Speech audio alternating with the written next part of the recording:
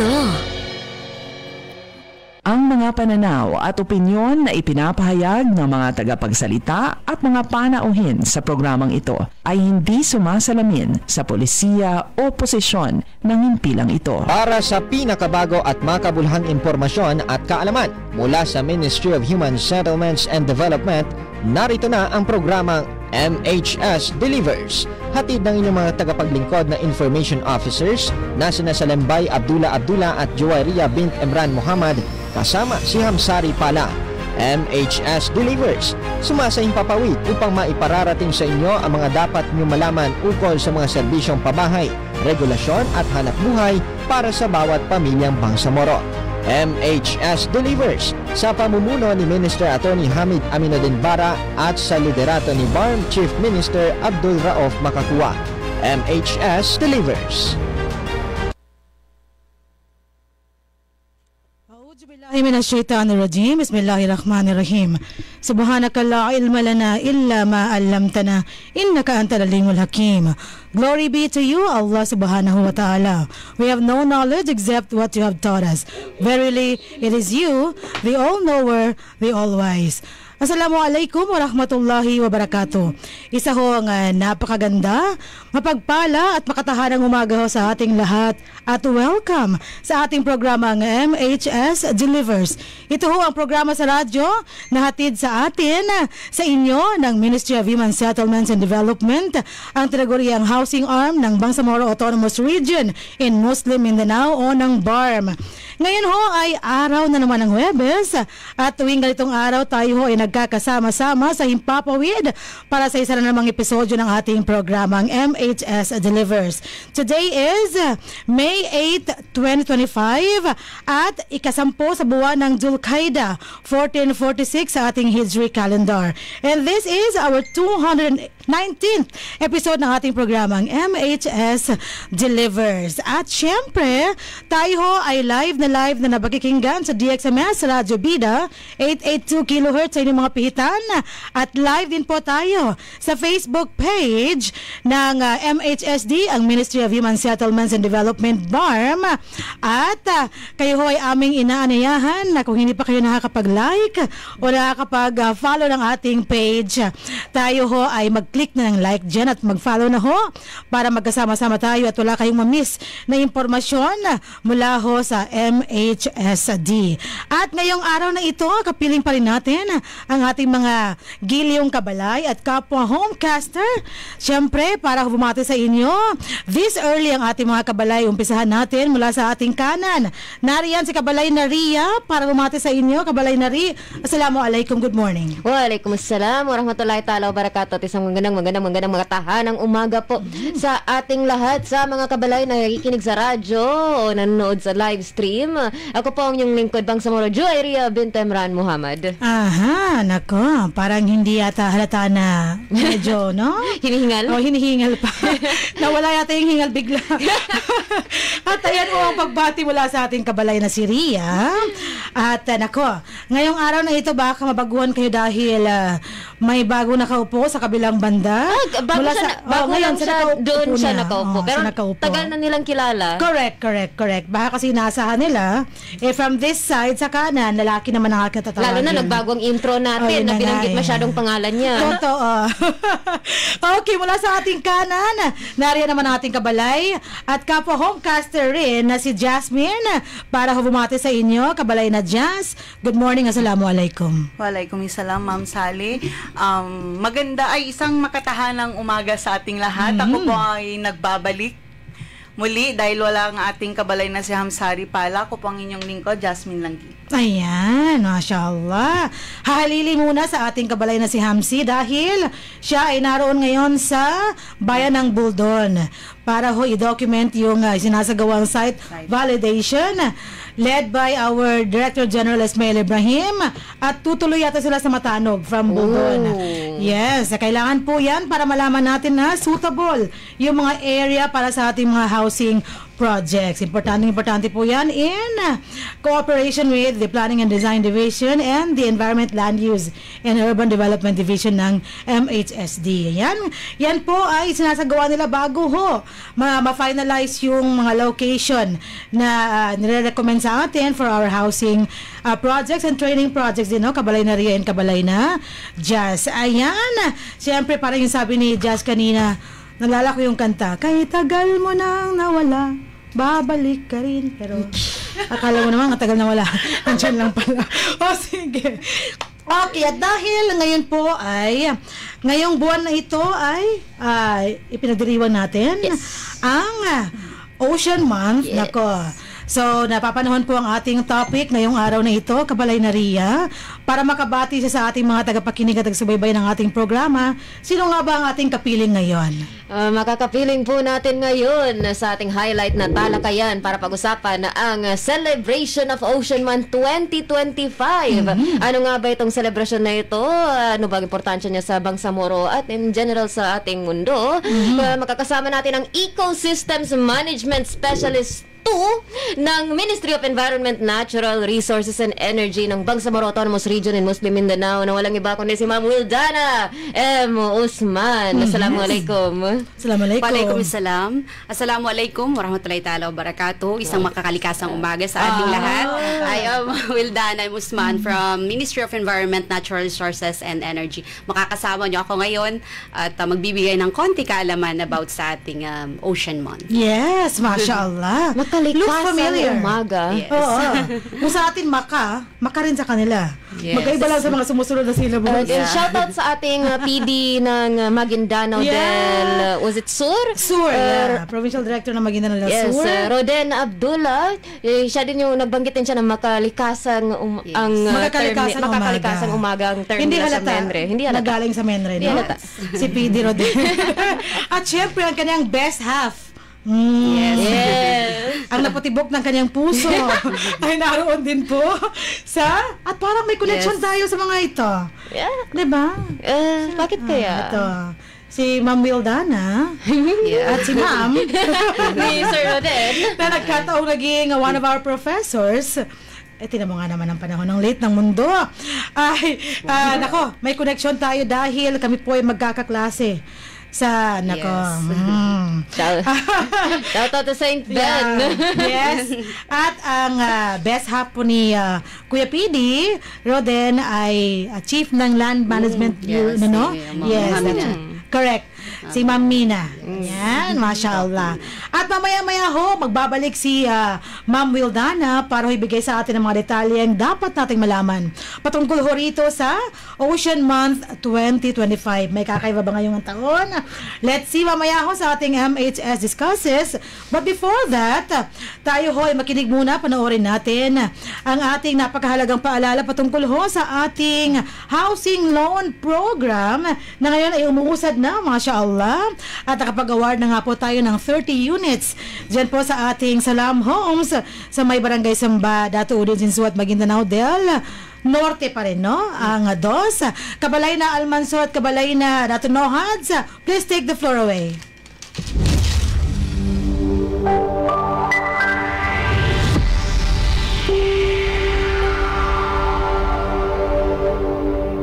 Nais niyo bang magsimula ng bagong buhay sa bagong tahanan? Lumipat sa bagong struktura at bagong komunidad? Empleyado ba kayo ng opisina, kumpanya, o may matatag na hanap buhay? Narito na ang Ministry of Human Settlements and Development sa pangunguna ni Minister Hamid Aminuddin D. Bara at sa suporta ni Chief Minister Ahod Balawag Ibrahim ang proyektong Economic Housing Loan. Katulad ng mga panimulang struktura sa Phase 1 at 3 ng Barangay Kapiton, Dato Odin Sinsuat kasama ang Phase 2 sa Barangay Samba, Dato Odin Sinsuat. Layunin ng ministry pagpatuloy ang proyekto sa mga lalawigan ng Cotabato City. 63 barangay ng North Cotabato, ang una at pangalawang distrito ng Maguindanao, pati na rin sa island provinces ng Basilan, Sulu at Tawi-Tawi. Narito ang 9 na requirements na kinakailangang ipasa para mag-avail ng housing loan. Una, filled out housing loan application form. Pangalawa, Certificate of Employment and Compensation. Notarized. Pangatlo, kung may asawa, kailangan magpasa ng marriage contract. Kung hiwalay sa asawa, kailangan magpasa ng separation papers. At kung balo naman,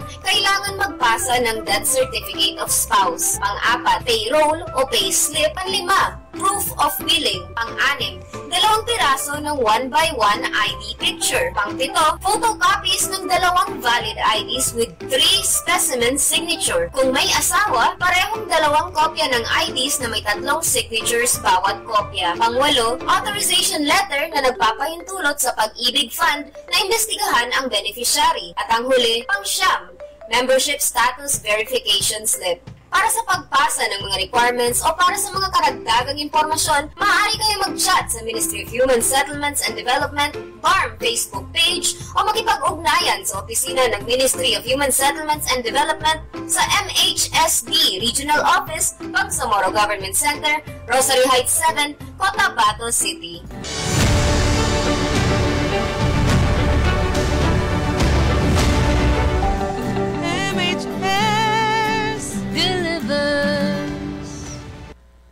Yes, MHS delivers. At yan ho ang ating napakahalagang patalastas patungkol ho sa ating housing loan program. Kung kayo ho ay nagbabalak na makapag-avail o mag-apply para sa ating housing units sa ating Salam Homes under this program, yun po ang 9 na requirements na dapat ninyo ang kumpletuhin at isumite sa opisina through our Housing and Human Settlement Division. Ayan po, HHSD. Diyan nyo po isusumite ang inyong mga 9 na requirements na yan at dapat kayo po ay miyembro ng Pag-ibig Fund. Para ho dyan kayo nagbabayad ng inyong monthly amortization. Ayan po, para sa ating housing unit, sa ating Salam Homes under this housing loan program. At tayo ho ay dadako na sa ating balitaan ngayong May 8, 2025 and the 10th of Julqaida 1446 para sa ating 219th episode ng ating programang MHS Delivers.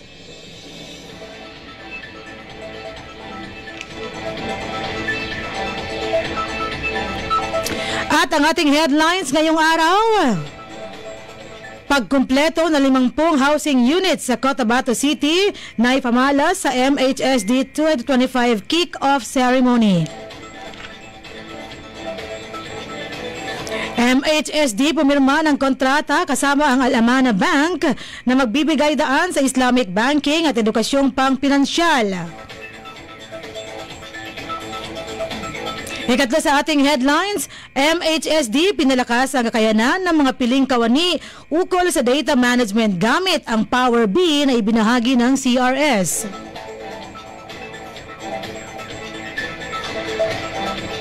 At ang huli sa ating headlines, MHSD tinatag ang partnership sa R828 Construction Corp para sa makabago at abot-kayang pabahay para sa Bangsamoro.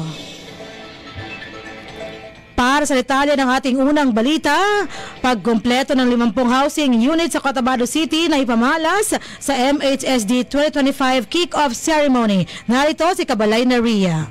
Natapos na ang 50 unit ng pabahay sa Barangay Kalanganan 2, lungsod ng Cotabato at handa ng maigawad sa mga karapat-dapat na benepisyaryo at ito ay naipakita sa kick-off ceremony ng MHSD Week 2025 na ginanap sa flag raising ng BARM noong ika-21 ng Abril 2025 sa pangunguna ni Chief Minister Abdul Rauf A. Makakwa kasama sina Minister Hamid Aminuddin D. Bara, Director General Ismail W. Ibrahim at Honorable Mayor Muhammad Ali Bruce Matabalaw. Ang mga unit ay tinayo sa pamamagitan ng Resettlement Housing Project ng Ministry of Human Settlements and Development, ang MHSD, ang housing arm ng BARM, sa pakikipagtulungan ng lokal na pamahalaan ng lungsod ng Cotabato. Masaya kami na ang pamahalaang Bangsamoro sa pamamagitan ng MHSD ay nagsusumikap hindi lamang para sa pangkalahatang publiko, kundi pati na rin para sa mga empleyado ng pamahalaan. Wika ni Ministro Bara na nagpasalamat sa suporta ng tanggapan ng punong ministro sa suporta sa mga proyekto ng ministry. Angkop lamang nabigyan natin ng lubos na kahalagaan ang mga programang pabahay dahil ang lahat ng mahalagang bagay tulad ng mga plano ay nagsisimula sa ating mga tahanan. Pagbibigay diin ni CM Makakua. Sa opisyal na pagsisimula ng pagdiriwang ng linggo ng MHSD ngayong taon, isa sa katuparan ng ministry ang mga mahalagang aktibidad sa loob ng isang linggo na magpapalakas ng panloob na kapasidad at magpapahusay ng panlabas na pakikipagtulungan at serbisyo para sa Bangsamoro. Ito ay nagsisilbing plataforma upang ipakita ang mga pagsisikap ng ministry sa pagbabago ng mga komunidad, pagpapabuti ng antas ng pamumuhay, at pagtugon sa mga hamon na may kaugnayan sa pabahay, urbanisasyon, at pagsasama ng lahat ng lipunan. Sinabi ni DG Ibrahim na bukod sa ipinakitang 50 unit na natapos, ang MHSD ay nakabigay din ng pabahay kasama ang mga lupa at titulo sa mga benepisyaryo ng daan-daang proyekto sa muling pagpapatayo ng pabahay sa iba't ibang lugar ng rehiyon. Sa pamamagitan ng taunang paggunita na ito sa loob ng isang linggo, nagagawa nating mapaunlad ang dialogo, itaas ang kamalayan at ipakita ang ating mga pinakamahusay na kasanayan, patakaran at mga makabagong ideya na nag-aambag sa napapanatiling pag-unlad ng mga pamayanang pantao. Wika ni Tyrone Luis A. Agcambot, pinuno ng Human Resource and Management Section na nagsilbing focal ng MHSD Week 2025. Nakasama sa entablado ng MHSD ang Ministry of Health sa pamamahala ng flags raising ceremony na pinasimulan naman na ang aksyon kontra Larmok 2025, isang aktibidad na napalaganap ng tamang impormasyon ukol sa paglilinis sa buong rehiyon upang mabawasan ang insidente ng dengue. Para sa payapang pamahay at maunlad na pamumuhay, ako po ang inyong lingkod Bangsamoro, Joeria bint Emran Muhammad, magbabalik.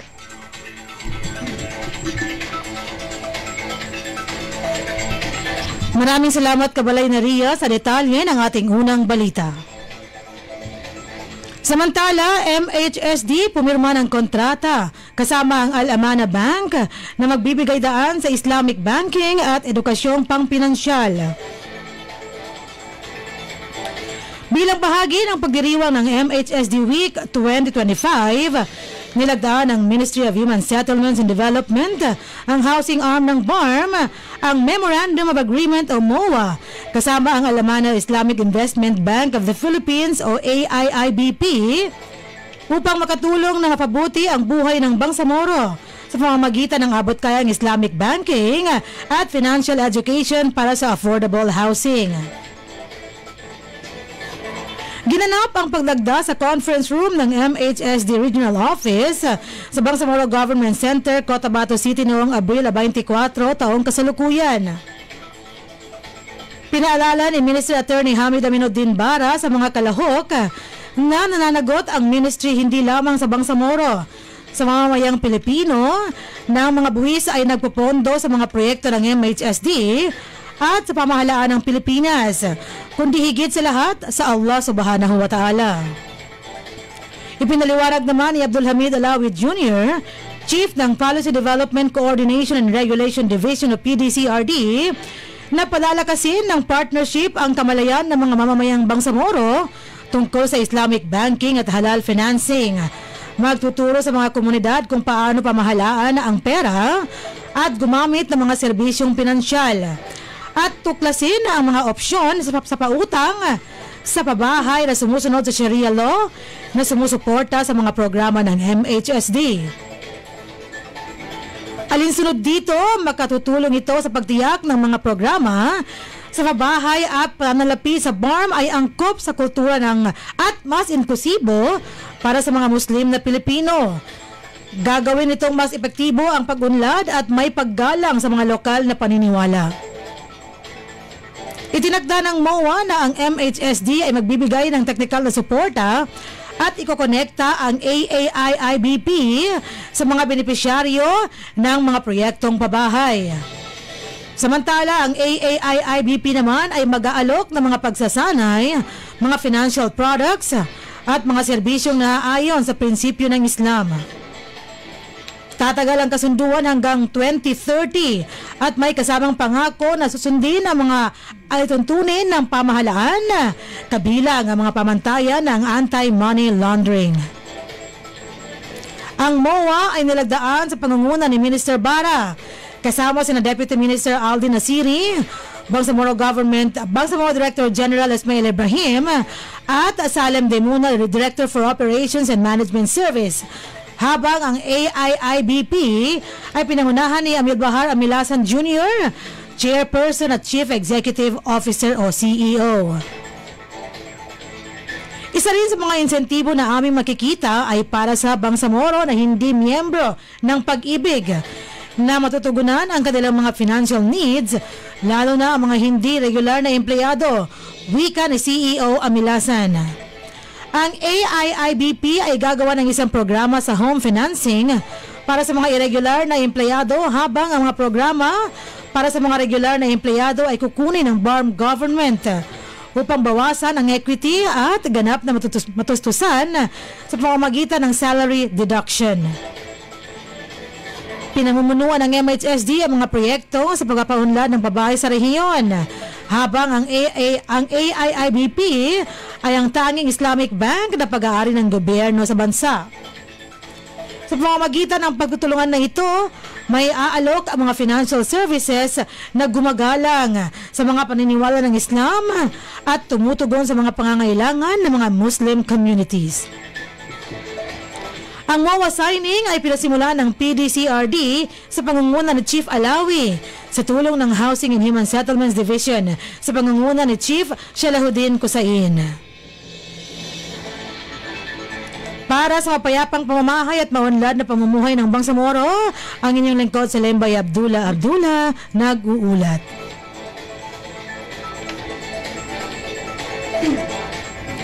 At para naman sa detalye ng ating ikatlong balita, MHSD pinalakas ang kakayanan ng mga piling kawani ukol sa data management gamit ang Power B na ibinahagi ng CRS. Narito si Kabalay na Jasmine.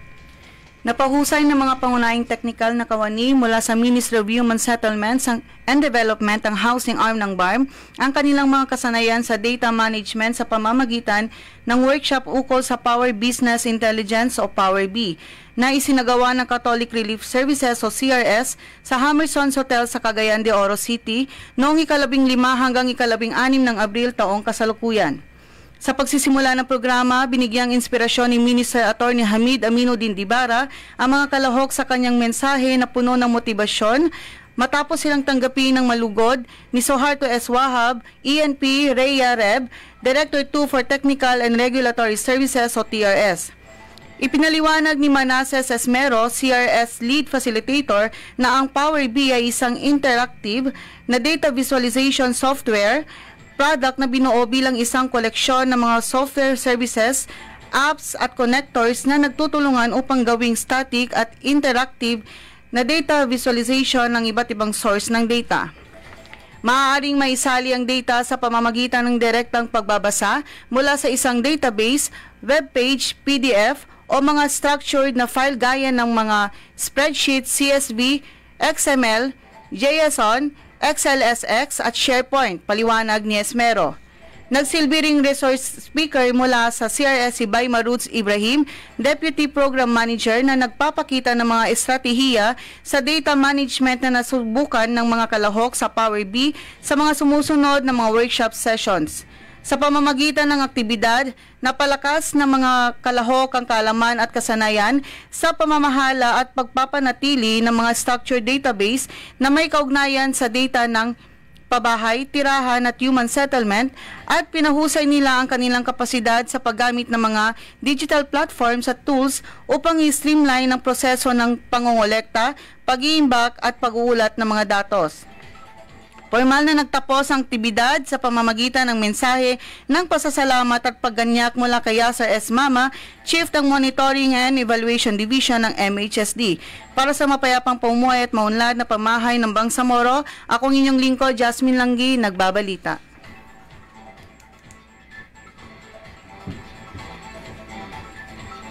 Maraming salamat, kabalay na Jasmine, sa detalye ng ating ikatlong balita.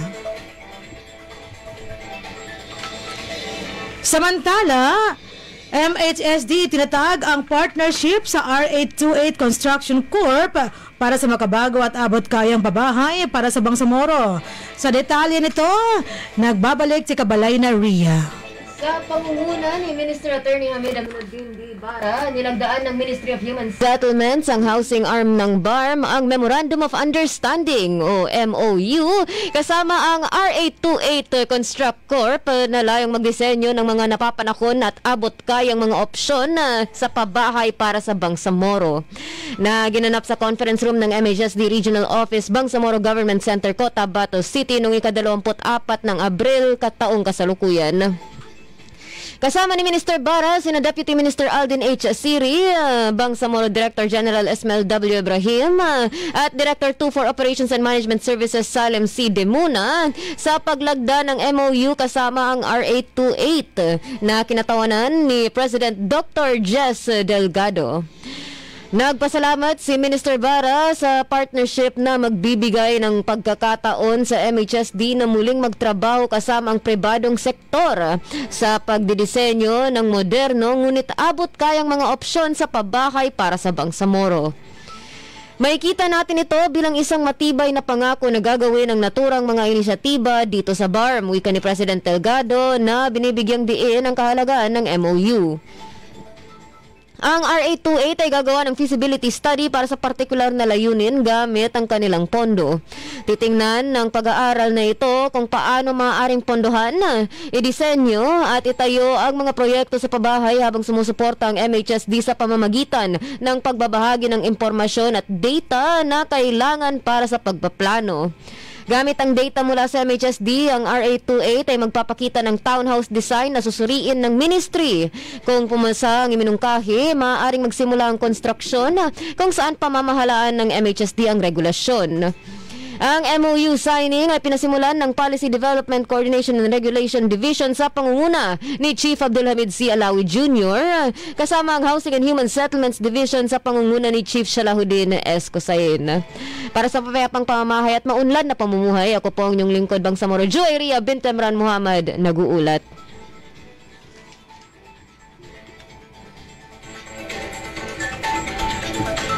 Maraming salamat, kabalay na Ria, sa detalye ng ating huling balita ngayong araw. At yan ho ang kalipunan ng ating mga balita para sa ating 219th episode ng ating programang MHS Delivers.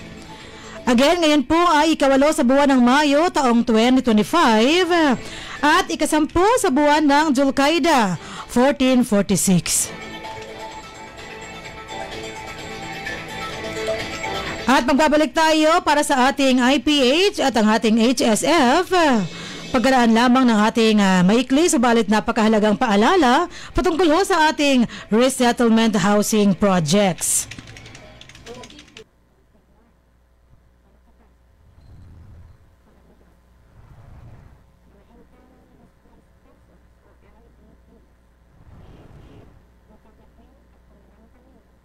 At indigenous people. Sila ang mga beneficiary ng resettlement housing projects na libreng makakabenepisyo ng mga nangangailangang benepisyaryo sa pamamagitan ng Ministry of Human Settlements and Development. Sa ilalim ng Bangsamoro Appropriations Act 2021, tututukan ng MHSD ang pangangailangan sa mga pabahay ng mga nangangailangan pero walang kaya. Sa ilalim ng pamumuno ni Minister Attorney Hamid Aminuddin Bara at sa suporta ni Chief Minister Ahod Balawag Ibrahim, narito ang Ministry of Human Settlements and Development para punan ang pangangailangan para sa mga bagong tahanan para sa mga nawalan. para sa mga karagdagang impormasyon, maaari kayo mag-chat sa Ministry of Human Settlements and Development BARM Facebook page o makipag-ugnayan sa opisina ng Ministry of Human Settlements and Development sa MHSD Regional Office, Bangsamoro Government Center, Rosary Heights 7, Cotabato City. MHS delivers.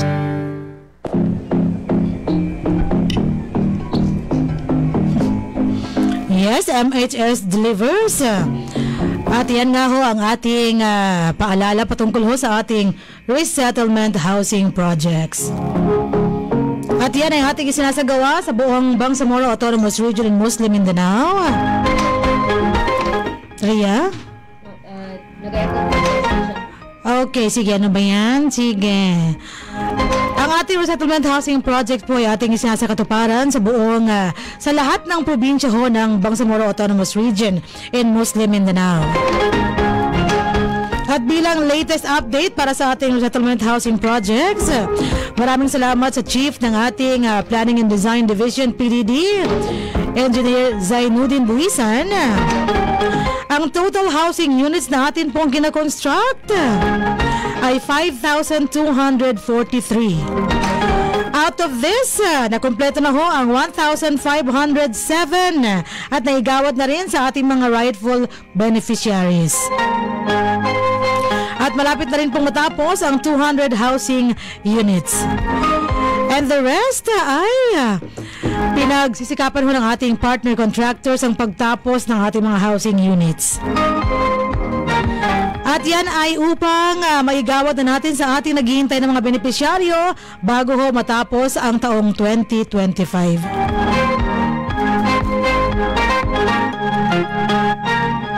At bilang pagpapatuloy mula sa ating balitaan, tayo naman po ay dadako ngayon sa ating IPH. Para ho malaman natin kung ano nga ba ang ibig sabihin ng IPH na ito at ano nga ba ang trivia na kanyang baon ngayong araw na ito. Nagbabalik sa Kabalay na Ri. Ano nga ba ang ating trivia ngayon, Kabalay na Ri? Assalamualaikum warahmatullahi ta'ala wabarakatuh at isang makatahanang umaga po, tanghali na sa ating lahat.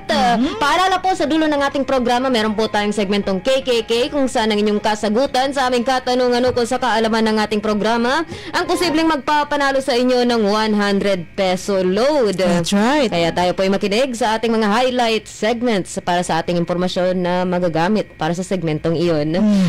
Syukrani po sa lahat ng nag-comment at nag-text sa atin.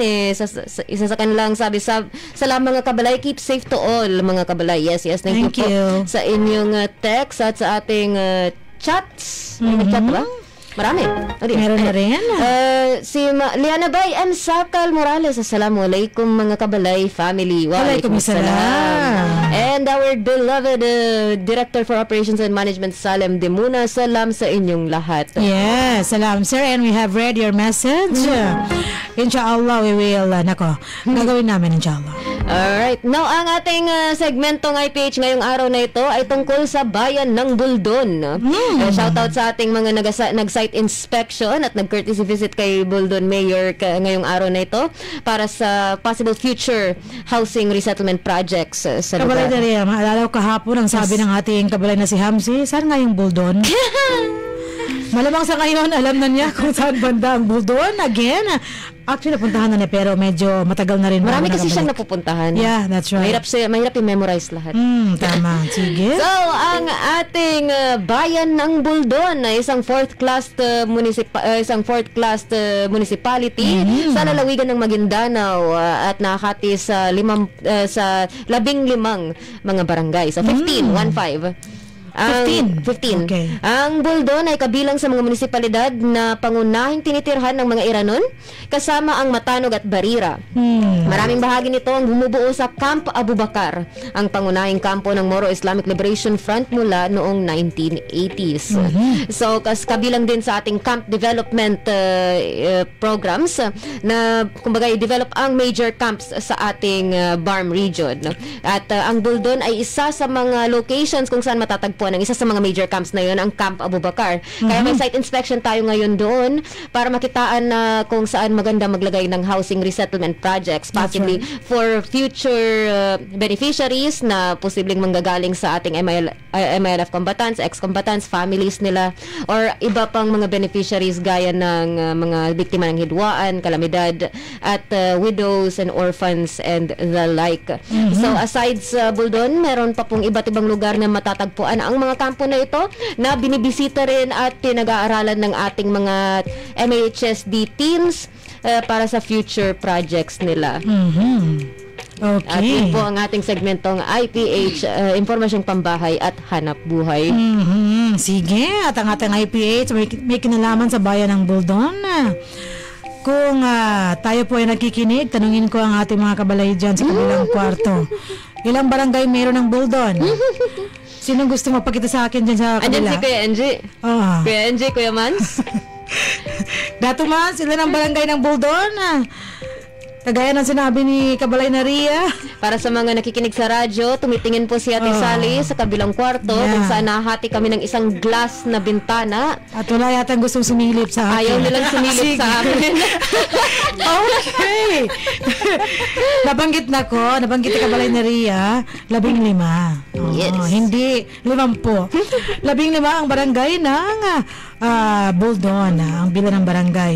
At kung hindi ako nagkakamali, maraming mga scenic sites sa barangay na scenic. English na scenic. SCENIC. That's right. Magaganda mga tanawin sa bayan ng Buldon. Kaya bisitahin natin at huwag tayo maging dayuhan sa sarili nating rehiyon. Kabalay na Ria. Tayo mag-ikot-ikot. Insha'Allah. Pero marami na rin naabot sa Kabalay na Ria, sa Kabalay na Jasmine. Dito ho sa abot lang na mga ganyan. Abot na picture ng kanyang kamay. Google Earth lang ang abot. At padami ng padami ang ating napupuntahan. Mashallah, alhamdulillah. At dahil dyan, mula sa ating IPH, na patungkol ho sa Buldon, tayo ay dumako naman sa ating HSF. Natin sa atin ang ating kabalay na si Jasmine in lieu of Kabalay na Hamsari. Kabalay na Jas, ano ba ang iyong baong tips ngayong araw na ito? Thank you, ma'am. Sa ngalan ng ating kabalay na si Hamsari Pala, ako po ang magbibigay sa inyo ng segmentong Health and Safety First. So, kung napapansin nyo, ma'am, pabago-bagong ating klima ngayon, no? So, alam nyo ba na ang panahon, no? Oh, yes, ang panahon. Yes. Ang pagbabago ng panahon ay nakakaapekto sa ating kalusugan ng direkta at hindi direkta. So, paano nga ba ito, no? Meron tayo ditong 3. Sige. Okay. Medyo na-distract tayo sa sagot. Late na yata ang sagot nila. Sige. Okay. Okay, paano nga ba nakaka-apekto sa kalusugan ng pabago-bagong panahon o klima? Una, yung mga heat waves at tumataas na temperatura. Ang sobrang temperatura ay humantong sa maraming epekto sa kalusugan tulad ng heat stress, heat fatigue, heat cramps at heat stroke. Nangangahulugan ito ay lalong mapanganib sa mga bata, matatandang tao, at sa mga may iba pang talamak na umiiral na komplikasyon sa kalusugan. Pangalawa ay ang mga sakit sa vector-borne. Ang mas maiinit na kapaligiran ay kapaki-pakinabang sa mga lamok at iba pang nakakagat na bag tulad ng mga garapata dahil sa pinalawak na hanay ng heograpiya at mataas na paglitaw ng mga sakit kabilang ang malaria, dengue, Lyme disease at iba pa. Pangatlo ay ang mga issue sa kalusugan ng pag-iisip. So, nakaka-apekto dito sa kalusugan natin. Ating mental health. Yes, ang mga direktang epekto ng mga kaganapan sa pagbabago ng klima o panahon mismo ay maaaring magdulot ng stress, pagkabalisa o depresyon. Kasama ng takot sa higit pang katulad ng mga insidente. So, meron tayong mga paraan para protektahan ang ating kalusugan mula sa pagbabago ng klima o panahon. Paano nga ba? Una dyan ay ang subaybayan ng kalidad ng hangin. Of course, ang maruming hangin ay maaaring magdulot ng iba't ibang karamdaman sa paghinga kung saan nagkakaroon ng hika o bronchitis sa mga individual. Pangalawa ay ang maghanda para sa mga natural na kalamidad. Pangatlo, pag-iwas sa mga sakit na dala ng vector. Ito ay malinaw sa kasaysayan ng kanilang buhay na maaari silang lumawak sa mas maiinit na tirahan kapag tumataas ang temperatura. Pangapat, magsanay ng mabuting kalinisan at kaligtasan sa pagkain. Ang kaligtasan ng pagkain ay isang mahalagang aspeto ng bawat lipunan at ang pag-iingat nito ay maaaring maapektuhan ng maraming mga kadahilanan. Kung saan ito ay isa sa mga Sa madaling salita, ang mga sakit na dala ng pagkain ay mas malamang na mangyari kapag mataas ang temperatura. Yun. Panglima, ang isulong ang purong pagkonsumo ng tubig, of course. Pang-anim, kailangan para sa mas mabuting kalusugan ng pag-iisip. Ang pagbabago ng klima ay nagdudulot ng ilang epekto sa kalusugan, gaya ng sinabi ko kanina, kalusugan sa pag-iisip dahil sa stress at pagkabalisa na dulot ng patuloy na pagbabago. At ang huli, magsimulang kumain ng malusog o sustainable diet. At sa ngalan ng ating kabalay na si Hamsari Pala, yan po ang segmentong Health and Safety First. At yun naman po ang mga tips na nagmula sa ating kabalay na si Jasmine. Tama ho yun. Ako, itong bago-bagong panahon, dulot po ng ating climate change na pinag-uusapan, I'm sure. Alam na alam ito ng ating guest speaker ngayong araw na ito. About climate change na ito na nagdudulot ng mga heat waves and everything. Kapag mas lalong umiinit ang ating temperatura, ang panahon, marami ho yung nagiging epekto sa ating mga kalusugan.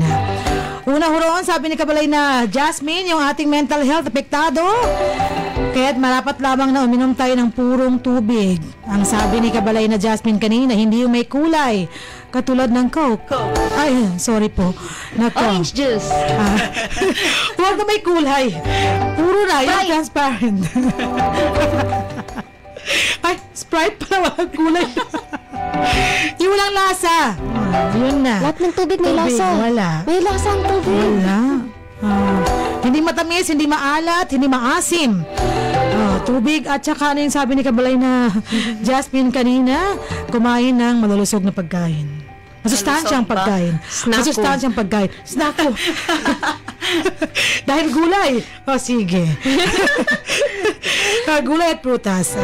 Sige, oras natin ay alas 11:46 na ho ng umaga. At para ho ma-maximize natin ang ating nalabing oras, tayo ho dadako na sa ating MHS Discusses. At magbabalik ang ating gilyong guest speaker ngayong araw na ito para ho papag-usapan na natin ang ating topic na Celebration of Ocean Month 2025. Nagbabalik si Ma'am Well. Kanina sabi ni Kabalay na Ria dahil Ma'am Wildana, sabi ni Kabalay na Ria, baka daw pwede maging palayo na is. Wild, dahil may kinalaman din nga sa wildlife na pinamamahalaan din ng Menre. Diba? Kabalay na, well, kamusta ka ngayong araw na ito? Masya Allah. Alhamdulillah. Ayan, yan ang gusto natin malaman. Mabuti, masaya ka ba ngayong araw na ito? Of course, because I saw you. Ay, tayo ulit. Naku, nagkakaroon tayo ng inspirasyon ngayong araw na ito. Dahil minsan lang po talaga tayo magkita, di ba? Kung hindi pa itong radio program natin at kung hindi pa absent si di ba? Yeah. Pero lahat ng mga bagay na ito ay talaga pong itinagda at may kadahilanan. At yan ay para ibigay mo sa amin o pag-ibigay mo sa amin ang mga detalye ang kailangan natin malaman para sa ating topic ngayong araw na ito. At dahil nabanggit natin ang Ocean Month, Kabalay na Ria, no? Ano nga ba itong Ocean Month na ito at ano ang kahalagahan nito at ano ang dahilan kung bakit may ganito? Yes.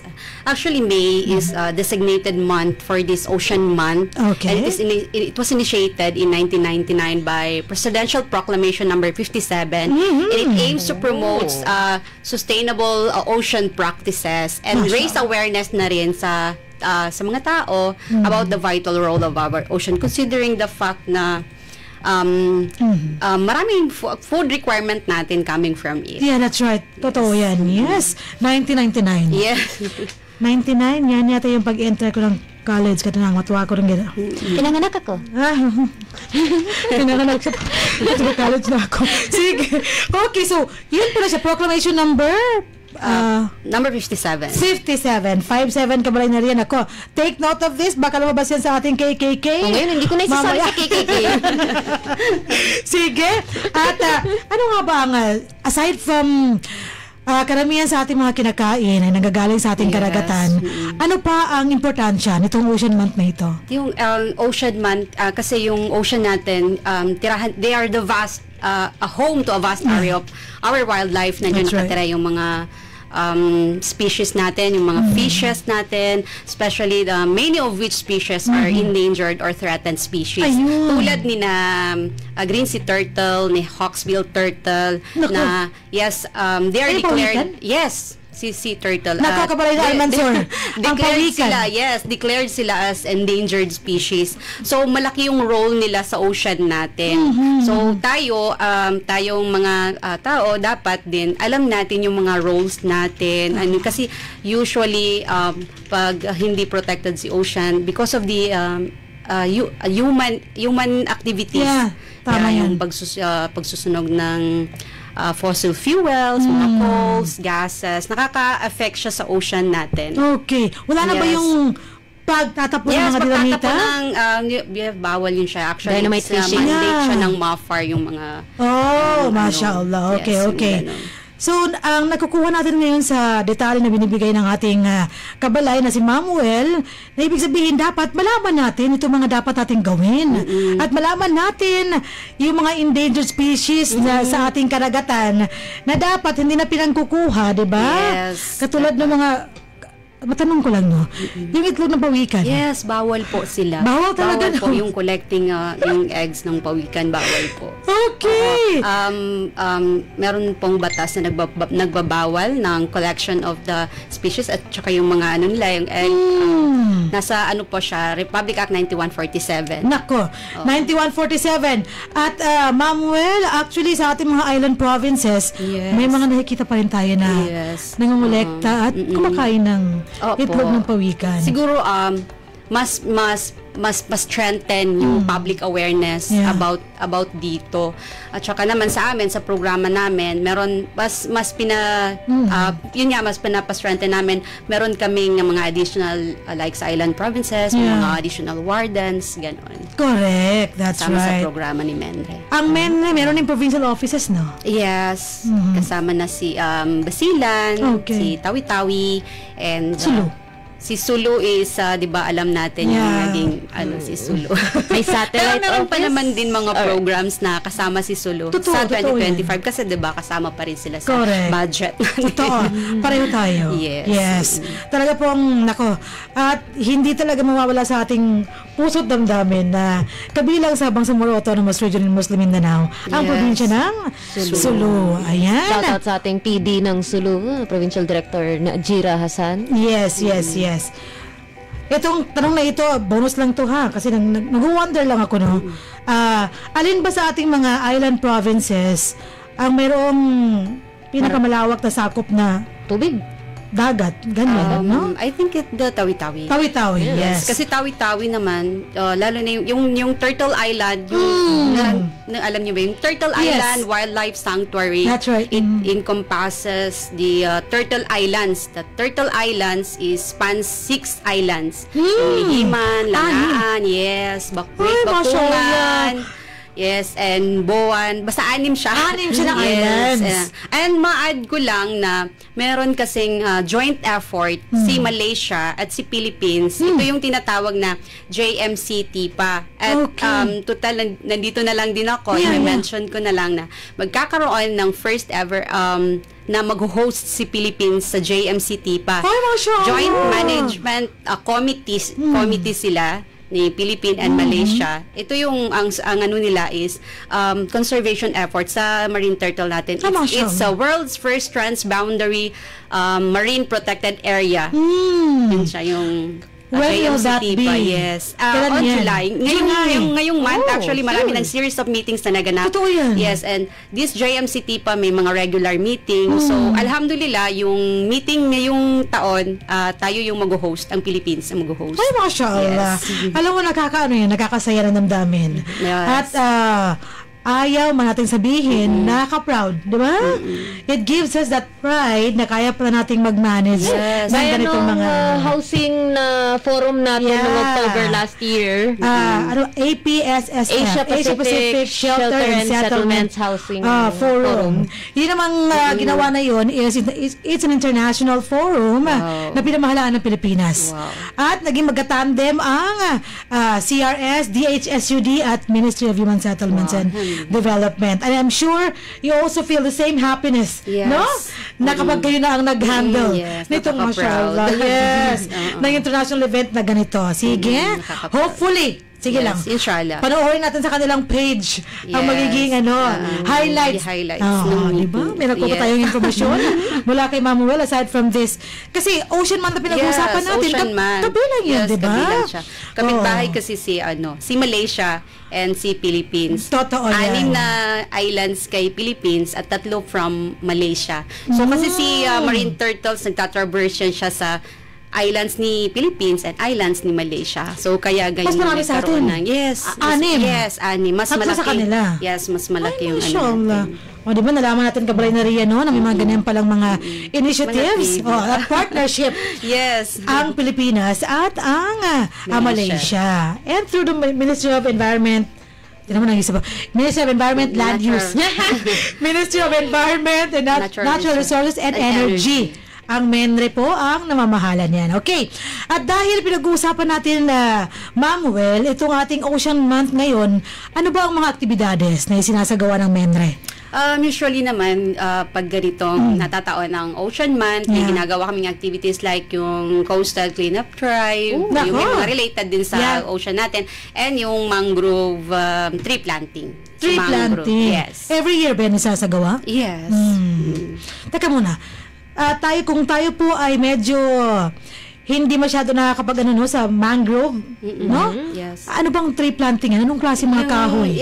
Actually, yung mga species ni mangrove naman, bakawan. Bakawan. Yes, mga bakawan. Kabalay na rin, kabalay. Kasi may bakawang babae, may bakawang lalaki. ganyan. Yes, may species po Bakit na may gano'n. ganyan? Yes, yun yung mga species ni mangrove. At maraming lalaki, pang iba. babae? Yes, maraming varieties ang species ni mangrove species. Yes, okay. So, iba yung mga kahoy na... Iba pa. Oo. Iba pa yung mga forest trees natin. forest Iba trees rin yung natin. si mangrove species Correct, natin. correct. Yun, bakawan ang isang halimbawa. I-search ni Kabalay na rin mamaya kung anong itsura ng bakawan. Yes. Hindi. Okay. At aside from that, yung ocean cleanup, no? Ano pa yung coastal cleanup pala? Sorry. Grabe. Ating linisin ang buong karagatan.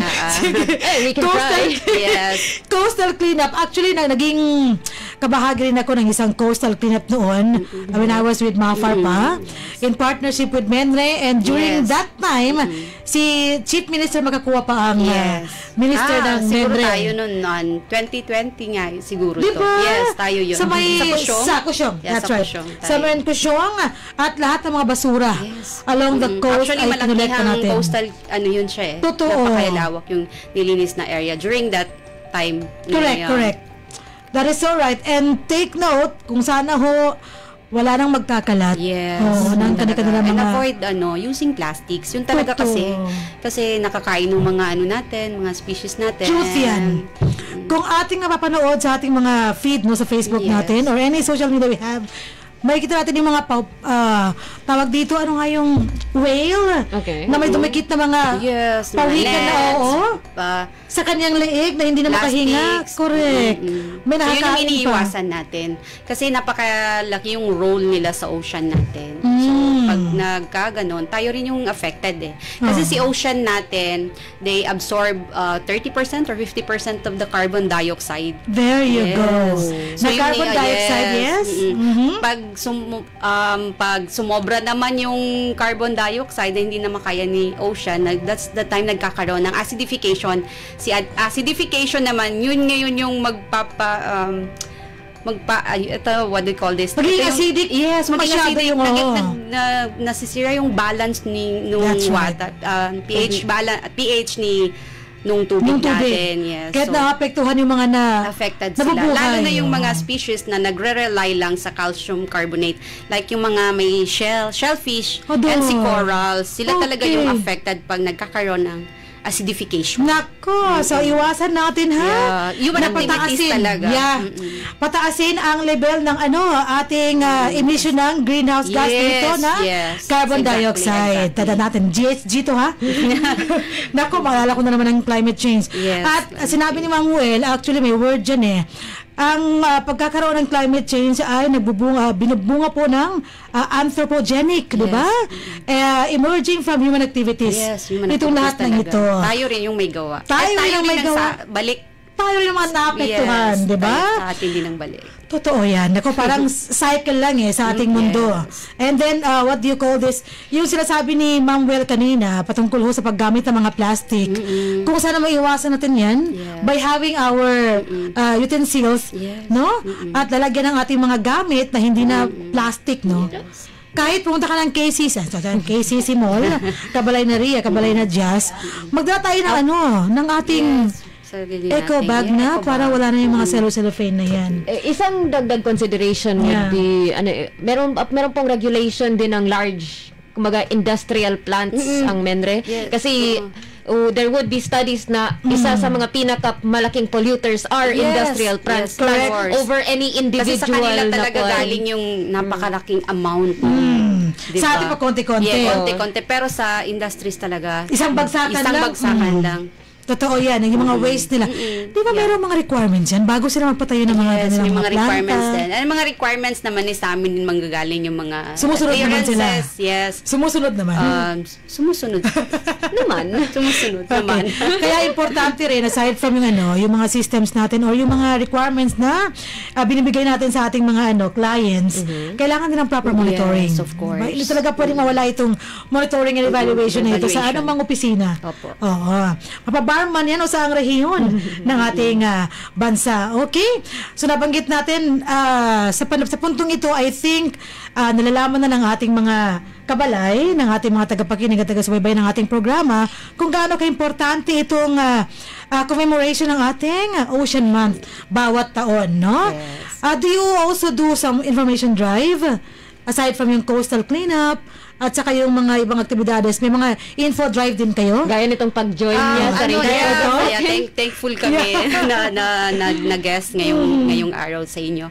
Actually, sa mga activities naman kasi namin, may mga wala yung mga gaytong radio program, pero sa page namin, wala pa. Sa FB page namin, meron naman. And sa mga activities namin, sa mga activities ni environment, sa amin, si biodiversity, may mga may mga programs kami na kasama si SEPA, si Communication, Education, Public Awareness. Correct. Yes. And I'm pretty sure, and I can read it sa kanilang Facebook page, napaka-active ng kanilang communication section sa MENRE.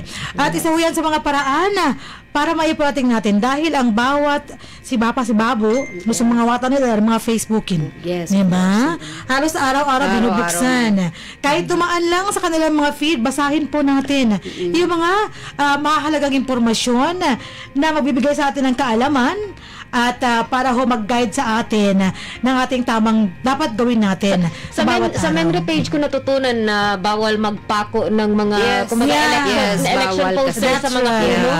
Correct. Hindi mo nga naman, no? Sinasaktan mo yung mga puno. Pututukin lang ka sa mga maya. Correct. Dapat lahat ng ginagawa natin, bago natin gawin na isipin natin na magiging consequence ito, magiging epekto, ha? And napag-usapan natin yung mga ilan po sa mga aktibidades ng MENRE na kanilang isasagawa na may kinalaman sa selebrasyon ng Ocean Month ngayong ito. Yes, sure. Anong mga nagganap na po yung mga postal ko? Ano po yung mga locations na target possible ninyo for? Kasi usually talaga sa Kusyong, ganyan, Kusyong. And sa island provinces, no? Yes, sa island provinces, meron din silang ganong activity. So mostly kasi islands natin ang ocean lock talaga ng mga lugar That's right. Ano ba sa Datubla, usually yan. Sa Datubla, sa DOS. Then I'm assuming lahat ng locations ma-announce din later sa MENRE page. Alright, there you go. Yes, okay. Tandaan natin ha. Magkakaroon sila ng ocean na naman, no? Na coastal cleanup. Parang gusto kong baka kasi mag-attend si Jack. Mag-swimming sa alaman kung saan ang kwan. Baka gusto mong mas malawak. Mas malawak ka ng ating coverage ng ating cleanup. Actually, nagpapadala ng invitation ng MENRE sa lahat ng ministries when they do this ocean na naman. Coastal cleanup. Para lahat may may participation. May participation. Naka-postal drive ka na, Jess? Wala pa. Sige, sunod na Parang wala pa mag-coastal yun. cleanup. Pero may Siya parties- mag-cover. Siya nang mag-cover. Mashallah. Kasi inshallah. dumaan na kami dyan. Masaya Ako, yan. si Kuya Hamsi, si Correct. Kuya Mans. Yes. Parang feel mo yung contribution mo. Yes, When you do totoo. this coastal cleanup talaga. Kaya ni Kuya Anwar. Pwede. Nunahan na no. I am proposing Ay, sumisilip si Mansor. I am Kasi recommending sumama. sila rin mag-beach. Mansur naman. Ilang minutes lang yan na magkakasama Half day Kasi lang sila. naman eh. So, ibig sabihin sa hapon, pwede sila. Okay. So napag-usapan natin yung ating Ocean Month celebration ngayong taong ito. Ma'am Well, may bago ba? Sa palaging ginagawa natin sa Ocean Month celebration or ganun so pa rin? far, ganun pa rin. Okay. Yung mga usual din na mga activities. Baka Every next, year. Ma'am Well, next year, inshallah, baka magkaroon ng pa-contest. Diba? Oh, yeah. Or yun, Si ang Mendel, ocean cleanup na mismong gagawin nila. Sabagay, no? Yeah. Yes, okay. So dahil Tama. dyan, we would also like to know from you, Ma'am Well, kung ano pa yung mga ibang programs, projects, or activities ni Menre Yes. na regular na yung sinasagawa. Yes, sa amin, ano ba mga permits? Yes, Ay, yes, may yes. mga Regulation. Yes, mga permits, licenses na sa amin. Anong permits yan? Saan po ng permit? For example, sa Biodiversity, Ecosystem Research and Development Services, may mga permits na makukuha sa amin like gratuitous permit. Meron din mga certificate of wildlife registration. Ito yung kung may mga alaga kayong That's it. coming from the wild. Correct. So, pwede ninyong, pwedeng... Kailangan sa amin- ipaalam yes, talaga, kailangan oo. talaga. Kailangan siya kunan ng Unggoy?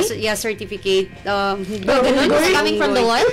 Yes, kasi yun nga, may mga requirements kasi hindi ka nga pwedeng kumuha sa wild. So, kung legal ba yung acquisition mo ng wildlife. That's like, right. kailangan galing siya sa mga pet shop. Kasi sa mga pet shop naman, may mga python ka dyan na bibili. So, Totoo yun. May certificate ba yun? May permit ba yun na? So, kailangan legal yung pagkakuha mo sa kanya. So, maraming ngayon dito, siguro sa nakikinig, may mga may mga alaga silang, may mga ganun, may Buhaya. mga python, ganun.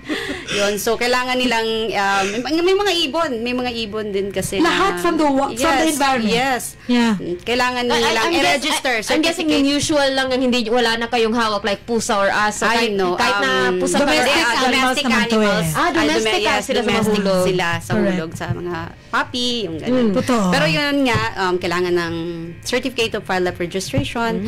Pag kailangan mo naman, kung kailangan mo naman kumuha sa wild, like mga flora and fauna natin, mag-gather ng information, kung kailangan sa research or studies, pwede Take yung note. gratuitous permit naman Yeah. kukunin. Pag Totoo yan. magta-transport ka naman ng any wildlife, meron naman From this local, place to another place, yeah. may kailangan din yung si local transport permit. Okay. Meron marami pang sa office like Yung ECC.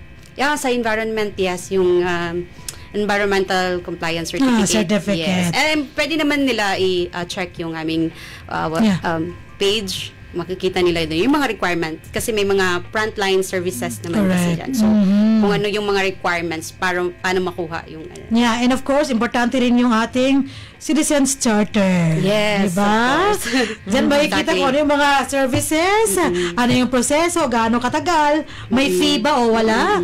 Oo, yan yung mga kaimportansya ng ating Citizens Charter. ECC, kasi usually nakikita natin ng ECC sa mga products, no, industrial products, like yung sa ating mga gadgets, may makikita kang ECC certificate dyan. No? Certified siya. Yeah, kasi iniiwasan natin na makakasira ito sa ating kapaligiran, sa ating environment. Yan naman ang counted sa activities or services ng Menre. Sa amin naman sa MHSD, license to sell, yung mga development permit, no, ng ating mga infrastructure projects, real estate, yan yung sa amin naman sa MHSD. Yun ang pagkakaiba. Everything about environment, natural resources, and natural energy. resources. Diyan na yan sa? Yes, pwede kayong Menre. bisita sa office or sa aming Yes, mashallah. Nako, ang galing ng ating usapan ngayon. I like this conversation. At nako, kung tayo ho ay meron pa mga nais pang malaman mula sa MENRE, tayo po ay mag-check lang ng kanilang Facebook page. Ano nga yung Facebook page natin? Ministry of Environment, Natural Resources and Energy. Yeah, that's right. Yan po ang kanilang page at napaka-active ng kanilang page, no? Actually, lahat yata ng pages ng BARM government talaga napaka-active. Mula sa Bangsamoro Information Office na managing yung ating Bangsamoro government page hanggang sa different ministries, agencies, and offices ng BARM. Talaga pong any information you would like to have ay nasa kanilang Facebook page. At meron din mga websites, di ba? Kabalay na Ria at bangsamoro.gov.ph. Depende na po yan. Okay? Ang oras natin ay 12:09. Kabalay na Mamuel, do you have a parting message ngayong episode natin sa ating mga taga-subaybay at tagapakinig ng ating programa? Yes. Yun nga, ngayong Ocean Month, lagi natin isa-isip, isa-puso that our ocean is the vital health of our planet. So, nagpo-provide siya ng food, medicine, regulate climate, and they're home to a vast area of our marine species. So, maging responsable lang po tayo. Be responsible lang po. Totoo yan. Nako, mashallah. Napakagandang payo po na ang iniwan sa atin ng ating kabalay na si Ma'am Wildana sa ating episode ngayong araw na ito na pinag-usapan natin ang selebrasyon ng Ocean Month ngayong taong 2025. Tandaan natin kung gaano kahalaga ang ating karagatan. Kaya nga ho, meron tayong dedicated month para ho sa ating karagatan sa rehiyong Bangsamoro at sa buong Pilipinas po yan. Okay, tayo po maging responsable at mahalin natin ang pinanggagalingan ng ating mga pagkain, ng ating kinabubuhay para maging sustainable po. As message of our guest speaker ngayon, ang Ecosystems Management Specialist to Ma'am Wildana Usman. Inshallah, kung meron pa kami ganito, sana pumayag ka pa inshallah. Inshallah. Okay, at ipating mo nawa sa iyong hepe o sa inyong minister ang aming pasalamat from the Ministry of Human Settlements and Development. Dahil dyan, tayo ho ay nagtapos sa ating discusses. Again, thank you so much, Ma'am Well. Magpapatuloy tayo para makumpleto ang ating episode ngayong araw na ito. Tayo ho ay dadako na sa huling bahagi ng ating programa. At yan ang ating KKK. Ano nga ba itong KKK? Hindi po yan kataas-taasan, galang-galangang katipunan. Kabalay na rin, bahagi mo sa atin ang ating 3 questions sa ating KKK. Assalamualaikum warahmatullahi ta'ala wabarakatuh. At narito po tayo sa segmentong KKK kung saan inyong kasagutan sa aming katanungan ukol sa kaalaman ng ating programa ang posibleng magpapapanalo sa inyo ng 100 peso load. Ipadala lamang ang tamang sagot sa numerong 0955-799-4778. Ulit, that's right. 0955-799-4778. And without further ado, ang ating unang tanong ay magbigay ng isang permit na binibigay ng MENRE ayon sa mga kinakailangang gagawin para sa siguradong hindi masisira ang environment. So kung isa kang sa industrial plant, anong mga permits na kailangan mong applyan sa MENRE para siguraduhin na hindi ka nananakit ng environment. Maraming binanggit si kabalay na Mamuel, ha? Yes. So any permits that are distributed by MENRE to regulate any environmental impacts na magagawa ninyo sa inyong businesses or activities. Okay. Second question, ngayong Ocean Month 2025, magbigay ng isang activity na gaganapin ng MENRE. Nako, pinag-usapan natin ng matagal yan kanina. Yes. And ang ating huling tanong, magbigay ng isang possible location kung saan pwedeng magaganap ang isang coastal cleanup. Possible location, no? Binanggit din ni Ma'am Well kanina sa ating diskusyon. Yes. So, base sa mga nabanggit ni Ma'am Wells na mga locations. And with that, yun po ang ating segmentong KKK kung saan inyong kasagutan sa aming katanungan ang posibleng magpapanalo sa inyo ng 100 peso load. Ulit, first question, permit na ini-issue ng MENRE. Second question, activity ng MENRE ngayong Ocean Month. And third question, possible or potential locations ng coastal cleanup ngayong Ocean Month. Ria, one more time, ano ang text line number natin? Ipadala lamang ang tamang sagot sa numerong 0955-799-4778. Okay, text na. Nakalagay na ho ang cellphone ni Kabalay na Ria para tanggapin. Sino nga ba ang ating first 5 texters ng tamang sagot? Yun ho ang mananalo ng ating tig 100 peso prize. Yes. At tayo ho ay, natapos na sa lahat ng parts, bahagi ng ating programang MHS Delivers ngayong May 8, 2025 and the 10th of Dhul-Qaeda, 1446.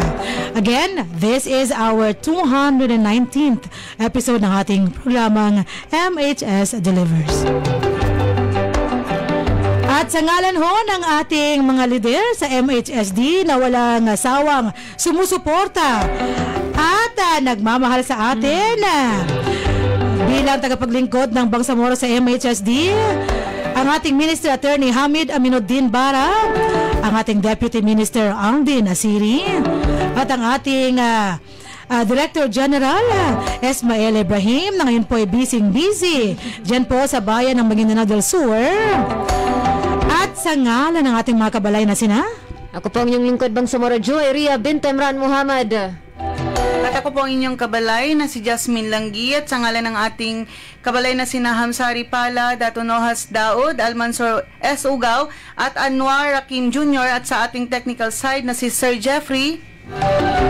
Ayan ho, ang ating mga kabalay at tumutulong sa atin na mairaos ang ating bawat episodyo ng ating programang MHS Delivers. At sa ngalan ng ating guest speaker ngayon, Ma'am Wildana Usman, ito ho ang inyong kabalay at tagapaglingkod sa Lembay Abdullah na palagi pa rin po nagpapaalala sa atin na gawin natin ang may pagmamahal at kasiyahan ng ating bawat gawain. At gawin nating gabay ang ating mga hashtag na hashtag trabaho ko, ibada ko, hashtag work with excellence and perfection, hashtag our home, our dream, and hashtag building community, building ummah. Wabillahi taufiq wal hidayah, with Allah comes all success and guidance. Kami ho ay nagpapaalam na ngayong araw at palagi pa rin bumabati ng Assalamualaikum warahmatullahi wabarakatuh. Sumainyo ang programang MHS Delivers mula sa inyong mga kabalay na tagapagbigay impormasyon ukol sa mga tulong at serbisyong teknikal, pabahay at hanapbuhay para sa bawat pamilyang Bangsamoro. MHS Delivers sa pamumuno ni Minister Attorney Hamid Aminuddin Bara at sa liderato ni BARM Chief Minister Abdul Rauf Makakuwa. MHS Delivers. Ang mga pananaw at opinyon na ipinapahayag ng mga tagapagsalita at mga panauhin sa programang ito ay hindi sumasalamin sa polisiya o posisyon ng himpilang ito.